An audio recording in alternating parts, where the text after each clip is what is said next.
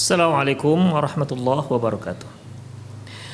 Innal hamdalillah nahmaduhu wa nasta'inuhu wa nastaghfiruh wa na'udzu billahi min syururi anfusina wa sayyiati a'malina may yahdihillahu fahuwal muhtadi wa may yudlil falan tajida lahu waliyyan mursyida. Asyhadu an la ilaha illallah wahdahu la syarika lah wa asyhadu anna Muhammadan abduhu wa rasuluhu alladzi la nabiyya ba'dah. Wa qala Allah subhanahu wa ta'ala ya ayyuhalladzina amanu taqullaha haqqa tuqatih wa la tamutunna illa wa antum muslimun. Wa qala azza man qala ya ayyuhalladzina amanu taqullaha wa qulu qawlan sadida yuslih lakum a'malakum wa yaghfir lakum dhunubakum wa man yuti'illaha wa rasulahu faqad faza fawzan 'azima. Ya ayyuhan nasu taqu rabbakumul ladzi khalaqakum min nafsin wahidah wa khalaqa minha zawjaha wa batha minhuma rijalan katsiran wa nisaa'a wattaqullaha alladzi tasaaluna bihi wal arham innallaha kana 'alaikum raqiba. Amma ba'du, nastaqal hadiits kitabullah wa khairal hadi hadi Muhammad sallallahu alaihi wasallam wa syarrul umur muhdatsatuha wa kullu muhdatsatin bid'ah wa kullu bid'atin dhalalah wa kullu dhalalatin finnar. Kaum muslimin dan kaum muslimat, para pemirsa Rosyad TV dimanapun Anda berada, alhamdulillah dengan izin Allah, dengan taufik dari Allah subhanahu wa ta'ala, kita kembali bertemu dalam kajian kitab Fiqh Tarbiyatil Abna. Para pemirsa, di kajian lalu kita telah membahas bagaimana pendidikan anak yang terkait dengan pelaksanaan sholat. Kemudian berikutnya al-abna'u was-siyam, anak-anak dan ibadah puasa. Yushra'ut tadribul awladi ala siyami wa ta'widihim alaih. Disyariatkan untuk melatih anak-anak melaksanakan ibadah puasa serta membiasakan mereka untuk melakukannya. Wa qad kana as-sahabatu kadzalika yaf'aluna ma'a abnaihim. Karena para sahabat juga melakukan hal itu, melakukan hal yang sama terhadap anak-anaknya. Di sini penulis menyebutkan bahwasanya kita sebagai sebagai orang tua yang memiliki anak-anak masih kecil, walaupun anak-anak tersebut belum diwajibkan untuk berpuasa, namun sangat baik sekali kita biasakan mereka untuk melaksanakan ibadah puasa. Kita latih mereka, kita membiasakan mereka sehingga ketika mereka masuk usia balik, mereka sudah terbiasa untuk melaksanakan ibadah puasa.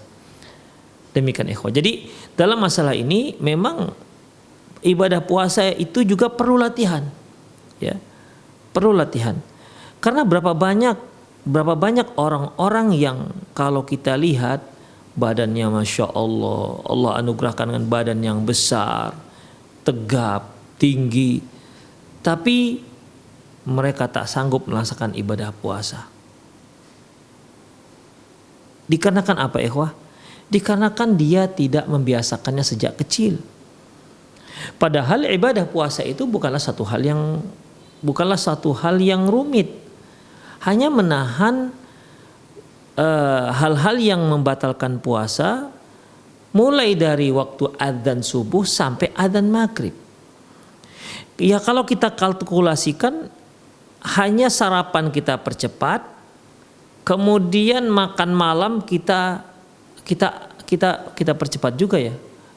Pas maghrib, demikian ikhwah. Hanya itu. Jadi yang libur itu hanya makan siang sebenarnya. Ya. Allah Subhanahu wa ta'ala tidak melarang kita satu harian enggak makan, enggak. Hanya satu kali makan. Itu yang kalau kita hitung-hitung ya hanya kita kurangi satu kali makan. Namun kalau kita perhatikan satu kali makan siang itu pun sudah di cover oleh sahur dan buka puasa. Demikian ikhwah. Bahkan kalau kita perhatikan, ya mungkin para bapak-bapak menghitung belanja untuk makanan di Ramadan itu malah lebih banyak uang keluarnya ketimbang nggak Ramadan. Itu menunjukkan bahwasanya ya makan kita berarti nggak berkurang, ikhwah. Kalau kita lihat masalah makan kita nggak berkurang, minum kita nggak berkurang. Demikian itulah sebenarnya mudahnya ibadah puasa. Namun yang namanya kegiatan, apalagi itu ibadah, ya kalau tidak dibiasakan maka dia tidak akan terbiasa. Demikian. Jangankan ibadah puasa, sholat saja, sholat yang kalau kita hitung-hitung 5 waktu sehari semalam, setengah jam tidak sampai. Kalau kita kalkulasikan seluruhnya, setengah jam nggak sampai. Tapi berapa banyak orang yang tidak sanggup melakukannya. Bukan tidak sanggup, tidak bisa melakukannya. Demikian ikhwah. Oleh karena itu, ya dalam masalah ini kita sebagai orang tua agar tidak menjadi beban kita nanti ketika dia sudah besar, ya, agar Allah Subhanahu wa taala, agar ketika Allah Subhanahu wa taala bertanya kepada kita nanti di hari akhirat, kita bisa menjawab pertanyaan tersebut. Terkait dengan tanggung jawab kita melatih anak kita untuk melaksanakan ibadah puasa.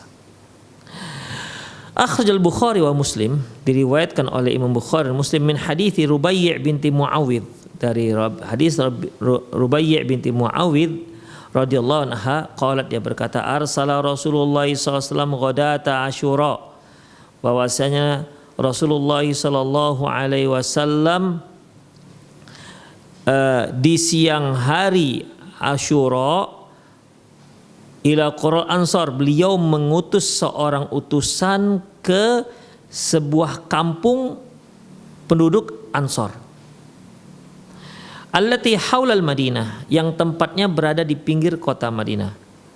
Apa isinya? Apa isi pengumuman yang akan diumumkan oleh si utusan tersebut? Mangkana asbaha shaiman falyutimma shaumah. Barang siapa yang pada pagi harinya sudah mulai berpuasa, maka silahkan sempurnakan ibadah puasanya. Wa man kana asbaha muftiran falyutimma baqiyata yaumih.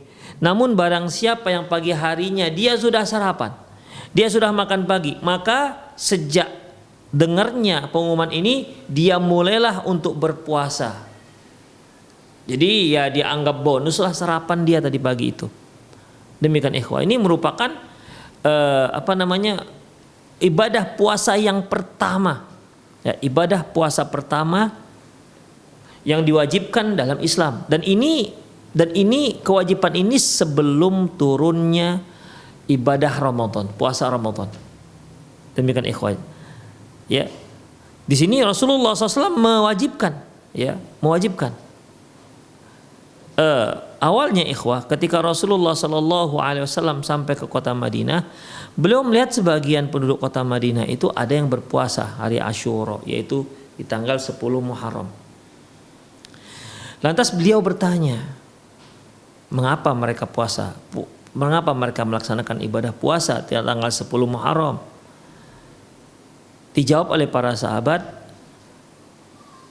bahwasanya pada hari tersebut adalah yaumun najallahu Musa min Fir'aun.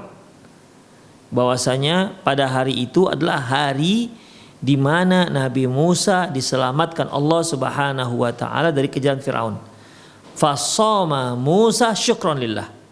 Maka Nabi Musa pun berpuasa sebagai tanda syukur kepada Allah Subhanahu wa taala. Lantas apa kata Rasulullah sallallahu alaihi wasallam?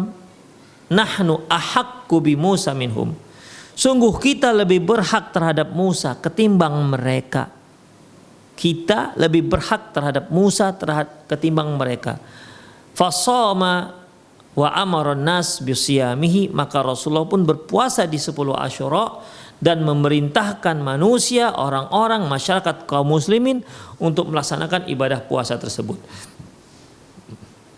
Dan beliau pun mengutus utusan untuk mengumumkan ya perintah ini ya di kota-kota ataupun di kampung-kampung yang ada di sekitar kota Madinah, di antaranya kampung orang Ansor ini, ikhwah rahimanallahu wa iyyakum. Yang isinya mangkana asbaha shaiman, barang siapa yang tadi pagi sudah mulai berpuasa, maka falyutimma shaumah, maka silahkan dia melaksanakan puasa, lanjutkan puasanya sampai selesai. Wa man kana asbaha muftiran, namun barang siapa yang sudah sempat sarapan, falyutimma baqiyata shaumi, maka sejak sampainya berita ini, maka hendaklah dia mulai untuk beribadah puasa. Berarti sarapan yang dia lakukan tadi pagi itu dianggap bonus. Demikian ikhwah. Kemudian fakunna ba'da dzalika nasumuhu, dan kami sejak itu melaksanakan ibadah puasa. Inilah ikhwah, puasa yang pertama diwajibkan dalam syariat Islam, dan itu sebelum turunnya firman Allah Subhanahu wa taala, ya ayyuhalladzina amanu kutiba alaikumusiyam kama kutiba alal ladzina min qablikum la'allakum tattaqun, dan seterusnya. Wahai orang beriman, diwajibkan kepada kalian ibadah puasa sebagaimana yang diwajibkan kepada umat sebelum kalian, agar kalian menjadi orang yang bertakwa. Semoga kalian menjadi orang yang bertakwa. Sejak turunnya ayat ini, maka berubahlah hukum puasa Asyura dari wajib berubah menjadi sunnah, karena sudah ada ibadah Ramadan sebagai pengganti puasa wajib. Nah, sebelum datangnya puasa Ramadan, fakunna ba'da dzalika nasumuh, kata Rubai' binti Muawid. Dahulu kami melakukannya, ya. Wa nusawwimu sibyana as-sighara minhum, dan kami juga mengajarkan anak-anak kami, melatih anak-anak kami, mengajak anak-anak kami untuk ikut melaksanakan ibadah puasa. Wa nadhhabu ilal masjid, kami juga pergi ke masjid. Wa naj'alahumul lu'batan minal ihn, dan kami buatkan untuk anak-anak kami yang berpuasa tersebut boneka-boneka yang terbuat dari ihn. Ihn itu bulu, ya, bulu kambing, ya, bulu kambing. Fa idza baka ahaduhum 'ala ta'ami, apabila salah seorang mereka, apabila ada anak-anak kami yang nangis ya karena puasa, ala siyam a'tainahu iyyahu indal iftar, kami berikan itu di ketika sudah berbuka puasa, artinya sebagai hadiah. Demikian ikhwah. Artinya apa? Artinya kita juga sebagai orang tua ketika melatih anak kita untuk berpuasa, mungkin si anak agak sedikit enggan, maka untuk memberi dia semangat untuk berpuasa, ya, untuk memberi dia semangat berpuasa, maka siapkan untuk dia hadiah-hadiah. Mungkin kalau anak sekarang nggak tertarik lah kalau kita berikan hadiah berupa boneka. Saya kira mereka lebih tertarik kalau kita beri dia mentahnya, uangnya. Kita bisa nego dengan anak-anak kita, ya, nego. Mungkin anak kita ada yang masih berusia 5 tahun misalnya, ya, 5 tahun, ya, kita ajarkan dia berpuasa. Yuk nak puasa, ya. Untuk anak-anak kan tidak harus 1 hari langsung, ikhwah. Bisa kita katakan hanya setengah hari. Jadi paginya bangun sahur, terus puasa, tengah hari nanti buka. Nanti abi beri uang misalnya 5.000 misalnya. Demikian ikhwah, demikian seminggu 2 minggu, kemudian tingkatkan lagi. Nah, kalau kamu puasanya sampai jam 3, abi tambah 2.000 lagi, itu gimana? Demikian ikhwah. Jadi diberi dia hadiah. Ini anak-anak para sahabat diberi hadiah supaya dia semangat untuk melatih dirinya melaksanakan ibadah puasa. Demikian ikhwah. Jadi ya begitu cara para sahabat dahulu, ya. Jangan kita pakai metode nggak boleh dikasih hadiah. Kenapa? Kita harus ikhlas karena Allah Subhanahu wa taala. Kamu puasa, latihan, ayo latihan puasa, tapi jangan minta hadiah. Karena nanti niatnya nggak ikhlas. Nggak harus begitu ikhwah, ya. Dia masih anak-anak. Kita ingin membiasakan dia untuk melaksanakan ibadah puasa. Berilah mereka hadiah, berilah mereka sebuah apresiasi atas sebuah kebaikan yang mereka lakukan. Janganlah pelit jadi orang tua. Kalau kita punya, bisa beri mereka hadiah ikhwah. Dalam dalam membiasakan mereka melaksanakan ibadah-ibadah kepada Allah. Sedangkan orang-orang untuk mendapatkan sebuah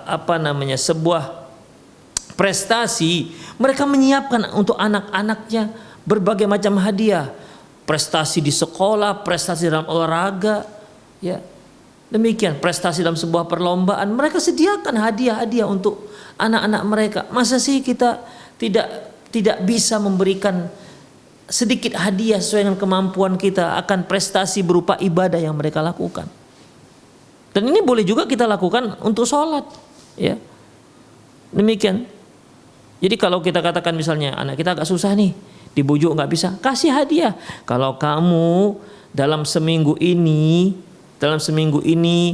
nggak tinggal sholatnya, abi hadiahkan ini, misalnya ayah kasihkan ini, sesuatu yang menarik dia. Jadi dia seminggu itu berupaya dengan semangatnya untuk jangan sampai ada yang bolong. Tapi ingat, kalau ada satu saja ketinggalan, gugur hadiahnya. Ya pandai-pandai kita lah ikhwah. Ya, boleh seperti itu. Mereka anak-anak. Demikian, kecuali kalau dia sudah bapak-bapak seperti itu ya nggak perlu. Demikian juga puasa seperti itu ikhwah, nego. Kadang-kadang kan anak-anak ini dia nego ya. Kalau saya puasa 1 hari berapa kasihnya gitu. Kadang-kadang dia pun menghitung jajannya ke sekolah sekian, kemudian ongkosnya sekian. Ini kalau dia puasa dia nggak bisa jajan, di total dengan dia biasanya itu ya, di total dengan dia sekian biasa. Gimana ya kalau sekian 1 hari puasa, demikian. Kalau kita mampu berikan nggak apa-apa.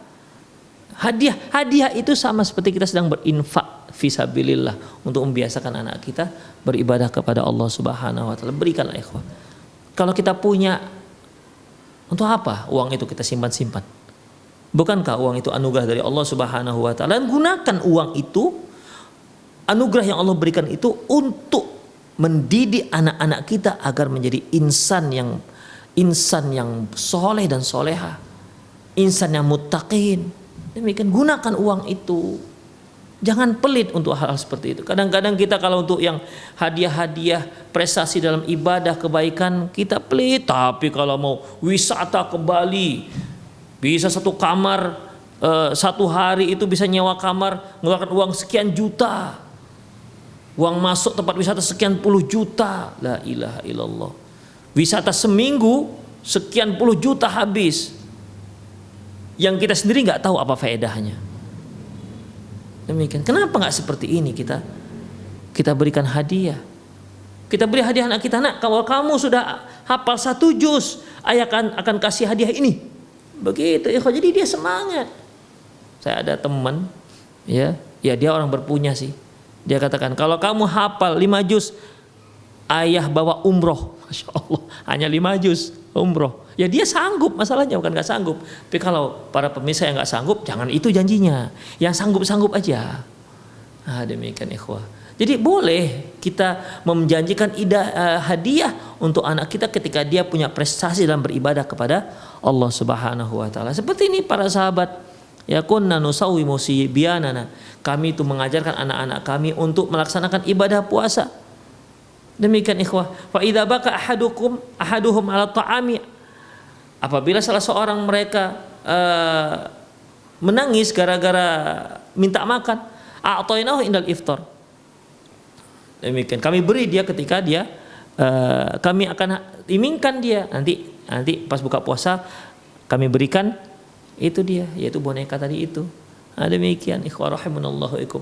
Bisa juga ikhwah ketika kita misalnya targetnya anak ini sudah puasa 1 hari lah gitu kan, tapi sholat pas asar tuh sudah lemas dia, boleh tuh kita keluarkan duitnya, nih dia hadiahnya nih pegang. Nah, demikian, jadi pun dia semangat mempertahankan.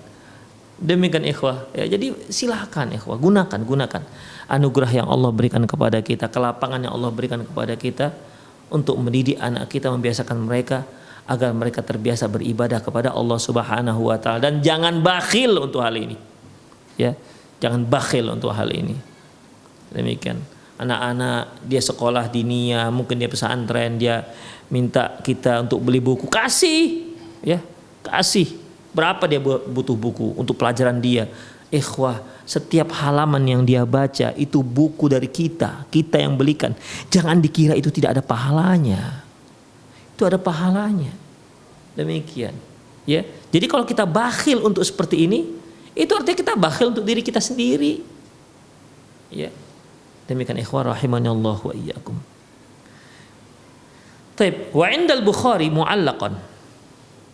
Dalam riwayat Bukhari dengan sanad mu'allaq an Umar radhiyallahu anhu, dari Umar radhiyallahu anhu, annahu qala li nishwani, Bahwasanya dia berkata kepada seorang laki-laki yang mabuk di siang hari Ramadan, fi Ramadan. Bayangkan. Seyogyanya seorang itu di siang hari Ramadan itu puasa. Ini nggak tanggung. Sudah nggak puasa mabuk lagi. Luar biasa ikhwah. Jadi si pemabuk ini mabuk ketika Ramadan itu ditangkap oleh orang-orang dan dibawa ke depan Umar bin Khattab radhiyallahu anhu untuk dihukum. Kemudian apa kata Umar bin Khattab? Wailah, celaka kamu ini. Sibyanun asyamun. Anak-anak kecil kami sedang puasa, kamu mabuk di siang hari bulan Ramadan. Begitu. Marah Umar bin Khattab radhiyallahu anhu.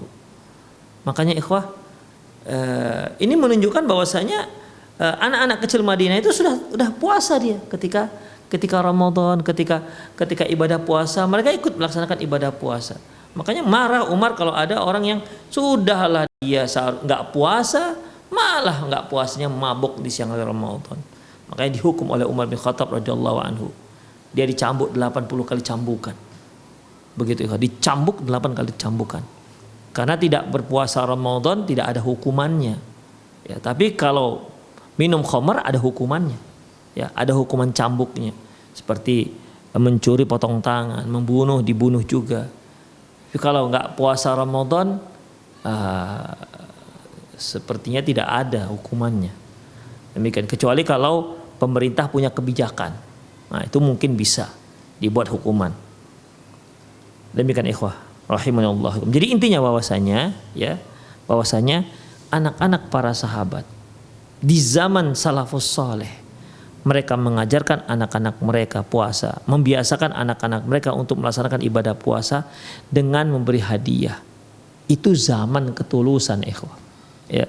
Yang kata Rasulullah sallallahu alaihi wasallam, khairun nasi qarni, sebaik-baik zaman, sebaik-baik manusia adalah yang hidup di zamanku. Tsummal ladzina yalunahum, kemudian yang setelah mereka, kemudian generasi yang setelah mereka. Jadi 3 abad lamanya. Yang terbaik khairun nasi qarni, sebaik-baik manusia adalah yang hidup zamanku kata Rasulullah, yaitu para sahabat-sahabat. Ini sahabat-sahabat mengajarkan anaknya berpuasa, membiasakan anaknya berpuasa dengan memberi hadiah. Apalagi zaman kita sekarang ikhwah. Ya. Artinya hadiah-hadiah seperti itu tuh sangat dipentingkan, sangat diperlukan sekali. Siapkan untuk anak-anak kita hadiah-hadiah yang menarik hati mereka, yang membuat mereka bertahan untuk berpuasa. Demikian ikhwah, ya, sediakan. Insyaallah itu juga dalam fisabilillah. Baik, itulah dia.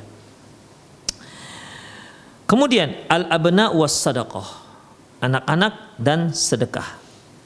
Daribil aulada ala sadaqah, latihlah anak Anda untuk biasa bersedekah. Wa hathahum 'alaiha wa bayyin lahum fadlaha, beri mereka spirit untuk itu dan jelaskan kepada mereka akan keutamaan bersedekah. Wa 'allimhum qaulallahi 'azza wa jalla, dan ajarkan kepada mereka firman Allah Subhanahu wa taala, ya ayyuhalladzina amanu anfiqu mimma razaqnakum min qabli ay ya'tiya yaumul la bai'un fihi wala khullatun wala syafa'ah. Wahai orang-orang yang beriman, berikan infakmu, berinfaklah dengan apa yang telah kami anugerahkan kepada kalian. Ini istimewanya ikhwah, ya. Allah kan katakan anfiqu, berinfaklah. Berinfaklah kata Allah. Apakah sampai situ? Tidak. Supaya kita lebih semangat lagi, supaya, atau bahasa agak sedikit kerasnya, supaya tahu diri. Apa kata Allah? Mimma razaqnakum. Berinfaklah dengan harta yang sudah kami yang ngasih itu. Begitulah. Kami yang ngasih itu. Kata Allah Subhanahu wa taala, berinfaklah kalian dengan harta yang telah kami anugerahkan kepada kalian. Dengan adanya kalimat ini, kita itu seharusnya tahu diri. Demikian. Berinfaklah, jangan bakhil. Padahal yang kita dapat itu Allah yang memberikan kepada kita. Kenapa sih kita bakhil? Nah, begitu. Anfiqu mimma razaqnakum. Anfiqu mimma razaqnakum. Kemudian apa lagi ikhwah? Ya, jadi Allah Subhanahu wa taala menyusun kalimat-kalimat ini, kalimat Allah, supaya kita itu mudah untuk berinfak. Pertama, anfiqu, perintah ini. Mungkin ketika kita hanya mendengar anfiqu, berat harta kita mau kita keluarkan, yang telah kita cari dari pagi sampai sore, kemudian kita dapati sebagian malah kita berikan kepada orang. Kalau kita mikir apa namanya, logika yang kurang sehat, akan mengatakan, loh kok saya yang capek-capek cari kok saya kasih ke dia, kok dia yang mengambil hasilnya, kan begitu. Tapi kan tidak seperti itu. Allah katakan anfiqu, oke berinfaklah kamu. Pertama, mimma razaqnakum, atas anugerah yang telah kami berikan kepadamu. Tuh. Jadi itu Allah loh yang ngasih anugerah, Allah loh yang memberikan kepada kamu.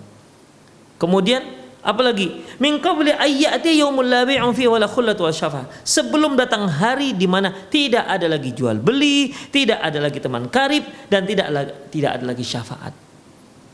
Demikian. Jadi kalimat ini membuat kita seharusnya sudah tersadar agar kalau kita punya harta lebih, maka berinfaklah. Ya, maka berinfaklah. Wal kafiruna humudz zalimun, sesungguhnya orang kafir itu adalah orang-orang yang zalim. Demikian ikhwah rahimani Allah wa iyyakum. Kemudian alimhum haditha Rasulillah sallallahu alaihi wasallam, ajarkan juga kepada mereka hadis Rasulullah sallallahu alaihi wasallam. Man tasaddaqa bi'adli tamratin min kasbin tayyibin, barang siapa yang bersedekah seharga korma, ya, bi'adlin tamrin yang bisa kita artikan seharga korma, atau bisa juga kita artikan dengan yang semisal korma, dari hasil usahanya yang baik, yang halal.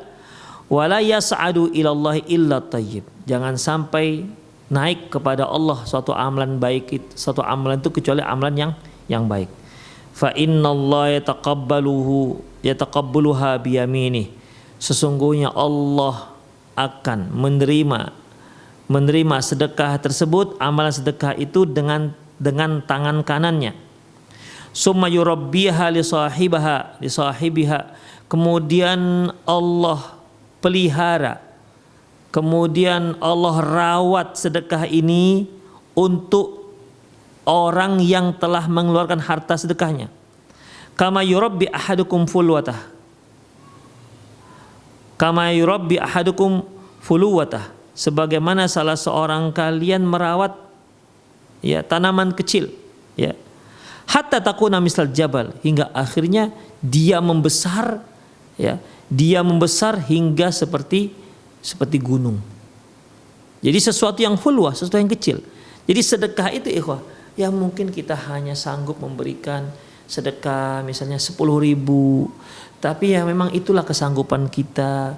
Kita berikan dengan ikhlas, Allah akan menerima dengan tangan kanannya, dan Allah akan rawat sedekah yang 10.000 itu hingga nanti si orang yang bersedekah 10.000 ini di akhirat dia akan lihat sedekah dia itu ternyata sudah sebesar gunung. Karena Allah rawat. Ya, Allah rawat. Jadi bukan lagi 10.000 harganya, mungkin sudah miliaran. Demikian ikhwah rahimanallahu. Itulah istimewanya, ya, bersedekah.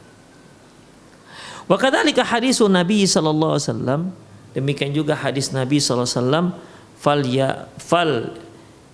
falyattaqiyanna ahadukumun nar walau bisyiqqit tamratin, hendaklah salah seorang kalian berupaya menyelamatkan dirinya dari api neraka walaupun hanya dengan sebutir kurma. Artinya walaupun usahanya dengan berinfak sebutir kurma. Demikian ikhwah, ya. Artinya bersedekah ini amalan yang luar biasa ikhwah, ya. Amalan yang luar biasa. Oleh karena itu fa'alaika bi ikhraj zakatil fitri an abnaik. Oleh karena itu engkau wajib untuk mengeluarkan zakat fitrah terhadap zakat fitrah anak-anak kalian. Waqad faradaha Allah waqad faradaha Rasulullah SAW ala al-'abdi wal hurri wal dzakari wal unsa was saghir wal kabir minal muslimin. Karena Rasulullah sallallahu alaihi wasallam telah mewajibkan itu atas hamba, kemudian yang merdeka, baik yang laki-laki maupun yang perempuan, baik anak kecil maupun orang yang dewasa dari kalangan kaum muslimin. Artinya hadis ini ikhwah, apabila ada seorang kepala rumah tangga ya di bawah tanggung jawab dia itu, misalnya dia punya 2 orang istri, kemudian 5 orang anak, kemudian 2 orang hamba sahaya misalnya, maka ini semua yang menzakatkan, mengeluarkan zakat untuk mereka semua ini adalah kepala rumah tangga. Demikian ikhwah rahimanallah. Jadi kalau istrinya 2, anak 5, sudah 7, pembantunya 2, berarti 9. Ya 9 berarti 9 apalah 9 zakat yang harus dikeluarkan, tambah dirinya jadi 10. Demikian ikhwah, itu kepala rumah tangga yang bertanggung jawab untuk mengeluarkan zakat tersebut, zakat fitrah tersebut. Demikian ikhwah rahimanallah wa iyyakum. Ya, jadi di sini ada hamba. Artinya kalau dia memiliki seorang hamba. Hurun berarti yang lain seperti istri, anak-anak itu kan semua hurun. Dzakar wal unsa, baik laki-laki maupun perempuan. Shaghirul kabir, anak kecil maupun orang dewasa. Anak kecil di sini ikhwah yang dikatakan anak kecil shaghir yaitu apabila dia sudah lahir. Ya, apabila dia sudah lahir. Makanya apabila anak tersebut belum lahir, ya, apabila anak tersebut belum lahir, maka belum wajib untuk dizakat fitrahi. Walaupun para ulama ada berbeda pendapat di sini. Kalau Syekh Muhammad bin Shalih Al-Utsaimin menyatakan ya sebaiknya dizakati. Demikian ikhwah rahimani Allah wa iyyakum. Sebagian lagi mengatakan tidak harus dikeluarkan. Kenapa? Karena dia tidak termasuk dalam hadis ini.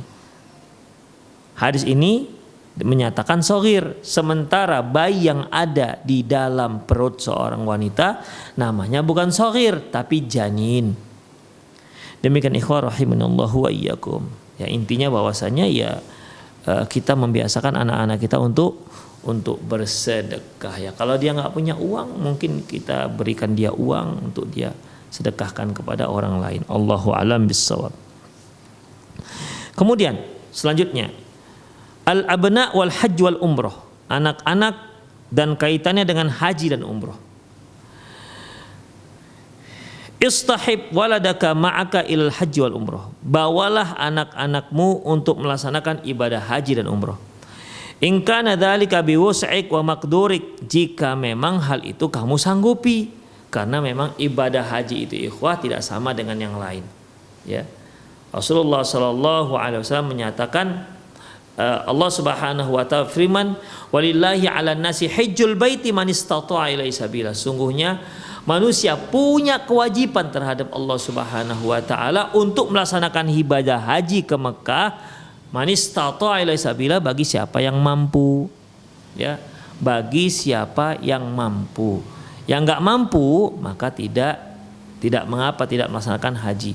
Mampu di sini ikhwah, mampu untuk biaya perjalanan, biaya di sana, dan biaya pulang kembali ke tanah air. Biaya itu sudah tersedia. Itu satu. Kemudian mampu di sini juga terkait dengan kesehatan. Karena ibadah haji cukup menguras tenaga ikhwah. Ya, kesehatan.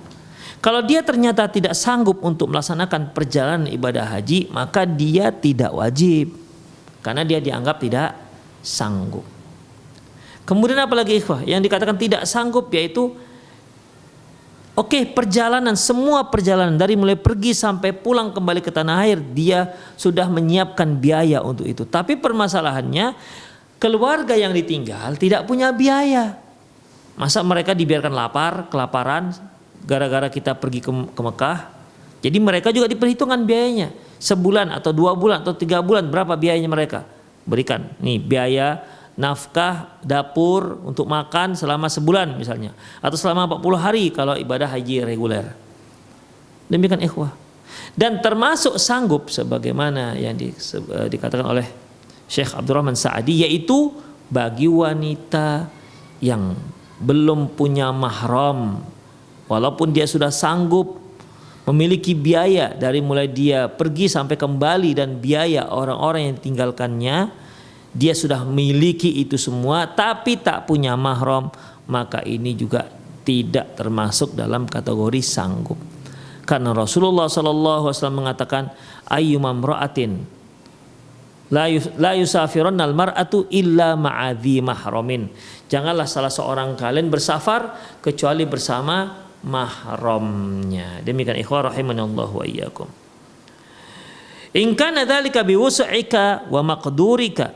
Jika memang membawa anak-anak untuk pergi haji dan umroh itu memang kita sanggupin. Wa inna suwaral Ka'bah wal baital harami was safa wal marwata wasair masyairi tantabiqu fi dhihni wa ta'alluq bihi. Sesungguhnya gambaran Ka'bah, Masjidil Haram, Safa, Marwah dan semua masyair, ya, dan semua masyair dalam pelaksanaan ibadah haji, ya seperti Arafah dan lain-lainnya, itu akan melekat dalam benak si anak. Beda ya ketika si anak melihat langsung Ka'bah, Baitullah, dengan kalau dia melihat dari televisi. Beda ikhwah. Beda halnya dia langsung yang tawaf mengelilingi Ka'bah dengan dia melihat orang yang tawaf mengelilingi Ka'bah. Itu beda. Beda halnya kita yang langsung bersimpuh sujud di hadapan Allah Subhanahu wa taala dengan di hadapan kita Baitullah yang sangat agung, dengan kita hanya melihat orang yang sholat di situ. Itu beda kesannya, beda ya, sangat berbeda pengaruhnya pada jiwa kita. Makanya ikhwah, kalau Anda sanggup bawa anak-anak, silahkan bawa. Ya memang agak sedikit repot, ya. Memang agak sedikit repot, tapi insya Allah repotnya kita itu akan ada imbalan dari Allah Subhanahu wa taala. Wa kadzalika ma yasma'u minat talbiyatil mulabbin. Demikian juga dia bisa mendengar langsung ucapan-ucapan orang-orang yang sedang bertalbiyah. Labbaik Allahumma labbaik, labbaik la syarika laka labbaik, innal hamda wan ni'mata laka wal mulk la syarika lak. Beda ikhwah. Sekarang kita yang berada dalam perjalanan menuju Mekah dengan bertalbiyah, ya, memuji dan menyanjung Allah Subhanahu wa taala, dan si anak melihat, mungkin dia belum bisa talbiyah, tapi dia lihat, dia dengar orang pada bertalbiyah, ya, dengan menguatkan suara labbaik Allahumma labbaik, labbaik la syarika laka labbaik. Itu semua akan melekat dalam benak dia, ikhwah. Dan ketika dia pulang, saya yakin kalau dia bisa bicara, dia akan cerita dengan temannya. Pertama begini disebutkan. Demikian ikhwah, ya. Dan hatinya akan senantiasa terkait dengan Baitullahil Haram. Demikian ikhwah, ya. Kemudian wa kadzalika ma yasma'uhum min talbiyatil mulabbin wa ad'iyatat ta'ifin wa salatul awwabin wa su'alus sa'ilin kullu dzalika yu'athiru fihi bi idznillah. Demikian juga talbiyah yang dia dengar, doa yang dipanjatkan orang-orang yang sedang tawaf, salat yang dilakukan oleh orang-orang yang takut kembali kepada Allah, takut dan kembali kepada Allah Subhanahu wa taala, dan doa-doa orang yang memohon kepada Allah, itu semua akan berpengaruh terhadap jiwa si anak. Fadlan, dengan izin Allah, fadlan an dzalika fa anta ma'jurun ala istihabihi ma'aka. Di samping itu Anda juga mendapatkan pahala karena Anda yang telah membawa anak Anda untuk melakukan ibadah tersebut. Faqad rafa'at mar'atu sabiyan laha inda Rasulillah sallallahu alaihi wasallam. Dan seorang wanita pernah mengangkat anaknya di hadapan Rasulullah sallallahu alaihi wasallam. Faqalat, dan dia berkata, "Ya Rasulullah, wahai Rasulullah, ali hadza hajjun?" Ya Rasulullah, sahkah haji anak ini? Sahkah kalau dia haji ini, apakah sah? Boleh dia haji? Apa kata Rasul? Na'am walaki ajrun. Ya, dan untukmu pahala. Demikian ikhwah rahimani Allah wa ikum. Jadi dalam masalah ini silakan Anda yang Allah berikan kemudahan, Anda yang Allah berikan kelapangan rezeki, bawalah anak-anak Anda.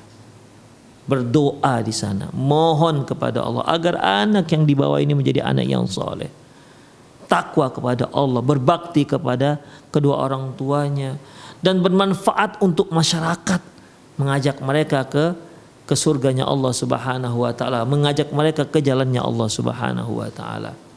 Demikian ikhwah rahimanallahu wa iyyakum. Selanjutnya, al-abna'u wal ihsanu wa muraqabatullahi azza wa jalla. Anak-anak dan kaitannya dengan ihsan dan pengawasan dari Allah Subhanahu wa taala. Qala muallif hafizahullah, berkata penulis yang semoga senantiasa mendapat penjagaan dari Allah Subhanahu wa taala, wa kadzalika 'allim abnakal ihsan. Demikian juga ajarkan anak kamu itu tentang ihsan. Mungkin pemirsa masih ingat sebuah hadis panjang yang telah kita bacakan, yaitu di mana ketika seorang laki-laki datang kepada Rasulullah sallallahu alaihi wasallam, dikomentari oleh Umar bin Khattab, ja'a rajulun, datang seorang laki-laki, di mana Umar bin Khattab mengatakan, ikhwah, bainama nahnu julusun inda Rasulullah sallam ittala alaina rajulun syadidu biyadit thiyab syadidu sawadi sya'r la yura alaihi atharus safar wa la ya'rifuhu minna ahad. Apa kata Umar bin Khattab? Ketika kami sedang duduk-duduk bersama Rasulullah SAW, tiba-tiba datang seorang laki-laki, pakaiannya putih bersih, rambutnya hitam, luar biasa bersih. Tidak terlihat dia itu seorang musafir. Tidak terlihat dia seorang yang baru saja baru saja bermusafir. Tapi kalau dia tidak ada ciri-ciri orang musafir, berarti dia orang tempatan. Masalahnya wala ya'rifuhu minna ahadun. Namun masalahnya juga tidak ada seorang pun di antara kami yang tahu. Jadi kalau dia bukan musafir, berarti kan orang mukim, orang tempatan. Tapi masalahnya orang tempatan kok kami gak ada yang tahu. Dikatakan musafir, tidak ada ciri-ciri musafirnya. Dia datang menghadap Rasulullah dalam keadaan yang sangat rapi. Kemudian dia pun fa'asnada rukbatayhi ila rukbatayhi wa wada'a kaffayhi ala fakhidayhi. Maka dia pun kemudian melekatkan kedua lututnya ke lutut Rasulullah SAW dan meletakkan kedua telapak tangannya ke atas kedua pahanya. Faqal, dan berkata, ya Muhammad akhbirni anil Islam. Ya Muhammad, beritahukan kepadaku tentang Islam. Kemudian dijawab oleh Rasulullah SAW. Lantas apa kata laki-laki ini? Sodakta, betul ya Muhammad. Sodakta, kamu betul. Wa akhbirni anil iman, kata laki-laki ini. Kemudian ajarkan kepadaku tentang iman. Lantas Rasulullah pun menjawab. Kembali dia katakan sodakta, benar. Kemudian yang ketiga ditanyanya, wa akhbirni anil ihsan. Beritahukan kepadaku tentang ihsan. Rasulullah, faqala Rasulullah SAW, anta abudallah ka'annaka tarah, fa illam takun tarah fa innahu yara. Kamu menyembah Allah Subhanahu wa taala seolah-olah kamu melihat Allah Subhanahu wa taala. Kalaupun kamu tak melihat Allah Subhanahu wa taala, dan kamu harus fahami bahwasanya kamu terus dipantau oleh Allah Subhanahu wa taala. Itu yang dikatakan ihsan. Ya. Itulah yang dikatakan ihsan. Makanya di sini dikatakan ajarkan kepada anak kalian itu ihsan. Wa huwa an ta'budallaha ka'annaka tarah fa illam takun tarah fa innahu yarak. Yaitu engkau menyembah Allah seolah engkau berada di hadapan Allah. Coba bayangkan ikhwah, kalau kita sedang bekerja, kemudian atasan kita sedang duduk di hadapan kita, memperhatikan kerja kita. Gimana kira-kira? Kita serius atau kita main game di situ? Tentu tidak ada seorang pun yang berani main game. Demikian. Atau tidak ada seorang pun di antara kita yang mengambil kesempatan untuk bisnis yang lain sehingga mengabaikan kerja kantor. Apakah berani dia lakukan di hadapan langsung direktur dia? Tentu nggak ada yang berani. Demikian juga ketika kita sholat, ya, kita sholat bermuliat kepada Allah Subhanahu wa taala dan seolah-olah Allah berada di hadapan kita, memantau kita, memperhatikan kita. Kira-kira kita berani sholat asal-asalan? Berani sholat asal-asalan? Ya, seharusnya tidak. Seharusnya tidak berani. Jadi kenapa terjadi yang sebaliknya? Karena kita belum sampai pada derajat ihsan. Anta'budallaha ka'annaka tarah fa illam takun tarah fa innahu yarak. Engkau menyembah Allah seolah-olah engkau melihatnya, kalaupun engkau tak melihatnya seolah-olah, tapi sesungguhnya dia pasti melihat engkau. Demikian ikhwah, itu ihsan. Kemudian hadithum an qaulillahi ta'ala, kemudian ceritakan Terangkan kepada mereka firman Allah Subhanahu wa taala, alladzi yaraka hina taqum, yaitu yang melihat kamu ketika kamu berdiri, ketika kamu berdiri salat, wa taqallubaka fis sajidin, dan di saat engkau menggerakkan tubuhmu untuk sujud kepada Allah Subhanahu wa taala, Allah melihatmu. Wa qaulu ta'ala, surah Muhammad ayat 19, wallahu ya'lamu mutaqallabakum wa mathwaakum. Allah lah yang mengetahui bagaimana mutaqallabakum, yaitu gerak-gerikmu, ya, wa mathwaakum, dan tempatmu. Wa qaulu ta'ala, dan firman Allah, ma yakunu min najwa thalathatin illa huwa rabi'uhum wala khamsatin illa huwa sadisuhum. Tidaklah ada orang yang berbisik-bisik 3 orang. Tidaklah ada 3 orang yang berbisik-bisik kecuali Allah itu yang keempat. Dan apabila mereka itu berlima, berarti Allah lah yang keenam. Wala adna min dzalik, tidak juga kurang daripada itu, seperti 2. Kalau dia berdua berbisik-bisik, yang ketiganya itu Allah. 1 bagaimana? Enggak ada orang yang bisik 1 orang. Minimal orang berbisik itu 2 orang. Tapi walaupun dia 2 orang, wala adna min dzalika, tidak juga kurang daripada 3. Artinya dia berdua berbisik-bisik, yang ketiganya Allah itu mendengar. Wala adna min dzalika wala aktsara, dan juga tidak lebih daripada itu. Tadi kan disebutkan 5 kecuali Allah yang keenam. Yang kalau mereka bersepuluh misalnya, berbisik-bisik bersepuluh, Allah yang ke-11-nya. Berbisik-bisik 100, Allah yang ke-101-nya. Demikian ikhwah. Wala aktsara, dan juga tidak lebih daripada itu, illa huwa ma'ahum aina makanu, kecuali Allah itu bersama kalian dimanapun Anda berada. Summa yunabbi'uhum bima 'amilu yaumal qiyamati innallaha bikulli syai'in alim. Sungguhnya Allah akan mengabarkan kepada mereka akan semua amalan mereka yang telah lakukan di hari kiamat kelak. Di hari kiamat kelak Allah akan kabarkan semuanya. Innallaha bikulli syai'in alim, sungguhnya Allah itu atas segala sesuatu maha berkuasa. Sungguhnya Allah Subhanahu wa taala mengetahui atas segala sesuatu. Surat Mujadalah ayat 7. Wa kadzalika qaula Rasulillah sallallahu alaihi wasallam li Abi Bakar wa huma fil ghar. Demikian juga perkataan Abu Bakar, perkataan Rasulullah sallallahu alaihi wasallam kepada Abu Bakar di saat mereka berdua berada di gua.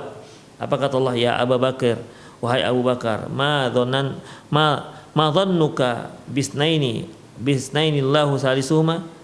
Bagaimana menurut pendapatmu bahwasanya 2 orang, apabila ada 2 orang kecuali Allah yang ketiga? Ma'aqauli ta'ala, dengan firman Allah Subhanahu wa taala, idh yaqul li sahibi la tahzan, ketika Rasulullah berkata kepada temannya, janganlah kamu bersedih, innallaha ma'ana, sungguhnya Allah itu bersama kami, sungguhnya Allah itu bersama kita. Ya, karena mereka Abu Bakar dan Rasulullah SAW itu kan hanya berdua bersembunyi di gua. Apalagi di saat itu orang-orang kufar Quraisy sudah datang ke daerah tempat persembunyian mereka, dan mereka berkeliling mencari di mana persembunyian Abu Bakar dan Muhammad. Demikian ikhwah. Dalam kondisi seperti itu Abu Bakar radhiyallahu anhu sangat khawatir, bukan mengkhawatirkan dirinya, bukan mengkhawatirkan nyawanya akan terancam, enggak, tapi mengkhawatirkan Rasulullah sallallahu alaihi wasallam. Beliau nampak murung dan sedih. Ya Rasulullah, seandainya mereka melihat ke bawah saja, dia akan nampak kita. Seandainya itu orang Quraisy yang sudah sampai di lokasi, mereka melihat ke bawah saja, mereka akan dapat melihat kita. Demikian ikhwah rahimani Allah wa iyakum. Apa kata Allah? Apa kata Rasulullah? La tahzan, innallaha ma'ana. Jangan kamu bersedih ya Abu Bakar, sesungguhnya Allah bersama kita. At-Taubah ayat 40. Wa qaulu ta'ala, demikian juga firman Allah Ta'ala, ala innahum yasnuna sudurahum liyastakhfu minhu. Ketahuilah bahwasanya mereka itu yasnuna sudurahum liyastakhfu minhu. Ala hina yastakhsuna siyabahum ya'lamu sirrahum, dan seterusnya ikhwah rahimanallah. Jadi intinya di sini bahwasanya ajarkan anak-anak kita masalah-masalah seperti ini, bahwasanya dimanapun kita berada Allah pasti melihat kita. Ya, jangan sampai kita berbuat maksiat tak diketahui orang, tetapi dan tidak meyakini kalau Allah mengetahuinya. Demikian ikhwan. Jadi kita melakukan maksiat di hadapan orang ramai, kita melakukan maksiat dengan bersembunyi, itu akan diketahui oleh Allah Subhanahu wa taala. Itulah ihsan, ikhwah. Ya, kita merasa senantiasa diawasi oleh Allah Subhanahu wa taala. Kalau tidak seperti ini, maka kita akan lepas kontrol, ikhwah. Mungkin banyak kemaksiatan yang lebih parah yang kita lakukan, atau kemaksiatan bertambah banyak yang kita lakukan. Kenapa? Karena tidak merasa dikontrol oleh Allah Subhanahu wa taala. Tidak merasa dipantau oleh Allah Subhanahu wa taala. Oleh karena itu, baik ketika sholat maupun kita di luar sholat, berupayalah agar menghadirkan jiwa kita bahwasanya Allah Subhanahu wa taala sedang memantau kita. Ya, sehingga ibadah yang kita lakukan lebih berkualitas dan kita akan lebih mampu untuk meninggalkan perkara-perkara yang dilarang oleh Allah Subhanahu wa taala. Demikian para ikhwah rahimanallahu wa iyyakum. Semoga bermanfaat. Aqulu qouli hadza wa astaghfirullah li wa lakum wa lisal muslimin innahu wal ghafurur rahim. Bagi para pemirsa yang ingin bertanya, Anda boleh mengirimkan ataupun telepon langsung ke nomor yang sudah ada di layar televisi Anda, atau juga boleh Anda kirimkan pertanyaan melalui via WhatsApp, atau juga langsung ke nomor saya ini di 089561132778.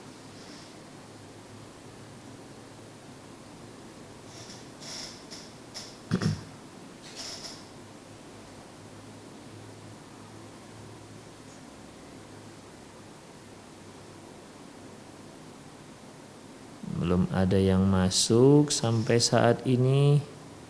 Atau bagi para pemirsa yang ingin langsung bertanya, silahkan Anda bisa hubungi nomor yang ada tertera di pesawat televisi Anda.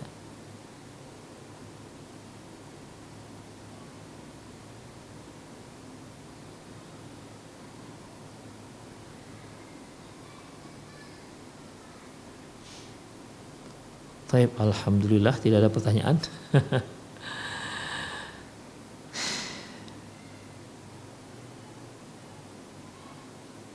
Tapi ikhwah rahimanallah wa iyyakum, sepertinya untuk sore hari ini suasana lengang, ya, tidak ada pertanyaan. Semoga apa yang kita sampaikan bermanfaat. Qulu qouli hadza wa astaghfirullah li wa lakum wa lisal muslimin innahu wal ghafurur rahim. Subhanakallahumma bihamdik asyhadu an la ilaha illa anta astaghfiruka wa atubu ilaik. Wa sallallahu ala nabiyyina Muhammad wa ala alihi wa ashabihi ajma'in. Wa akhiru da'wana alhamdulillahirabbil alamin. Assalamualaikum warahmatullahi wabarakatuh.